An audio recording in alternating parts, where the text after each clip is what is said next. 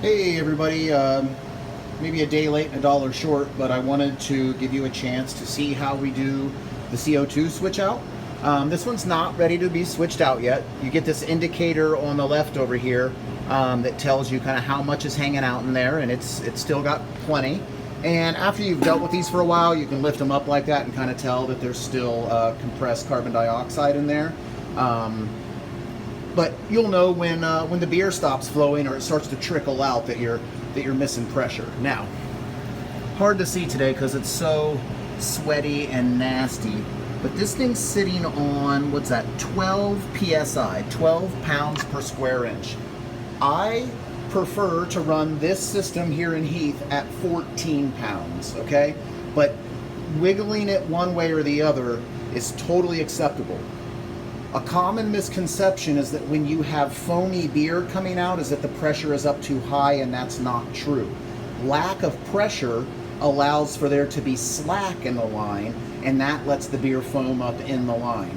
So if you're getting foamy beer, a lot of times you might just need to adjust that here.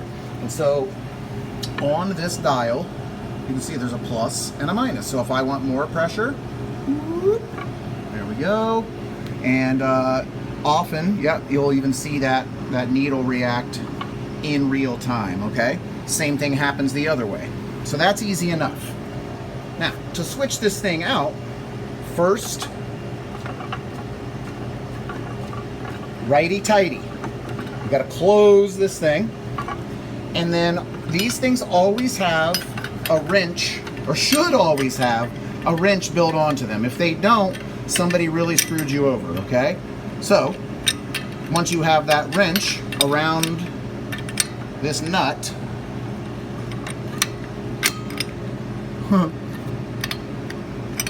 just that easy. My goodness, I can't do this one-handed. But once you get it around there, my goodness. All right, I have to set my phone down, hang on.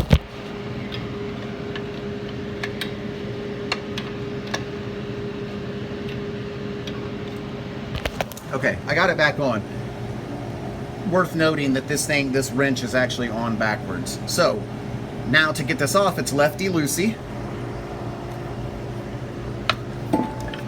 Once it breaks free, it becomes a little bit easier. I've had multiple hand surgeries, so I don't have the best agility when it comes to this stuff. But you just kind of get it going. You loosen it. Eventually it gets to a point where you can just take it off by hand. That's where we're at now. Let me set my phone down again. So again, lefty-loosey, taking this off. And then we're going to play Neighborhood of Make-Believe.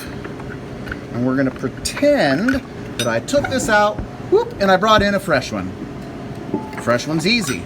Exact opposite process. With your hand, start this righty-tighty.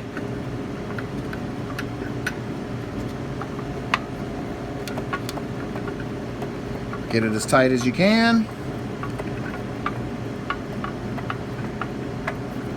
With your finger. Then, now when I switched that out, when I pulled that thing away, I never took this wrench off of here. This wrench stays on here because look, it's closed. I can't take it off. So if somebody forgets to put that on, you can't get it back on. It's not an open-ended wrench. If somebody makes that mistake, you have to go find another wrench to tighten it back up. So then,